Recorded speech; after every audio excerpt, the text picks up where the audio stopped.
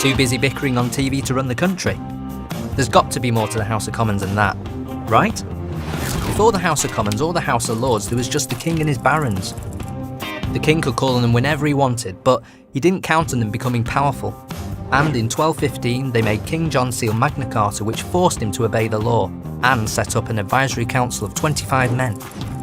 50 years later, Simon de Montfort rebelled against Henry III and for the first time invited representatives of the towns together with the Knights of the Shires to his 1265 Parliament. These citizens met separately from the nobility and evolved to form the House of Commons in 1332. So, now there are two houses, the House of Commons and the House of Lords. As the rights of the people increased, the king and nobility became less powerful, and the balance of power eventually swung to the Commons. In 1512, a huge fire consumed Westminster Palace. Henry VIII moved out, and once rebuilt, it became Parliament's home. Parliament still works from Westminster today and has three parts: the House of Commons, the House of Lords and the monarchy. Members of the House of Commons are elected by you and me. Every 5 years we elect representatives to run the country on our behalf, which means we run the country. Kinda. It's easy to run as a candidate. You just have to be 18, not in prison and not a lord. Oh, and also, you can't be the monarch. Ever since Charles I burst in on the chamber uninvited, no king or queen has been allowed in.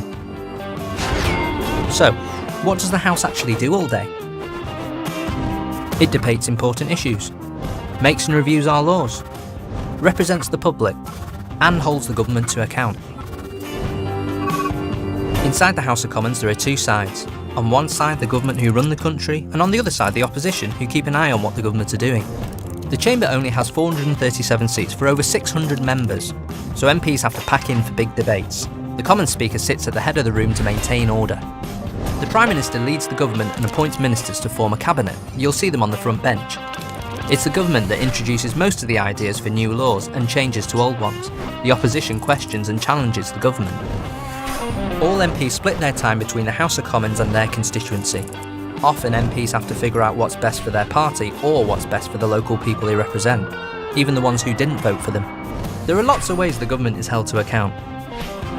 Every week, for half an hour, the Prime Minister comes to the House of Commons to answer questions from MPs. It's dramatic, it's heated, and it's this that gets the most viewers tuning in. But it's not just the PM in the hot seat. MPs get to question ministers from all government departments. And then there are select committees where MPs spend a lot of time reviewing the policies and spending of government. This is called scrutiny. They speak to experts and the public to understand how laws affect our everyday lives. This work helps the government shape their policies. Also, whenever the government wants to raise taxes, the House of Commons has to agree. They review any proposed bill before they vote. So it's not just a lot of rowdy bickering. They do more than what's shown on TV. Debating important issues, making laws, holding the government to account, and allowing MPs to represent the public. That's you. So, what do you think of the House of Commons now?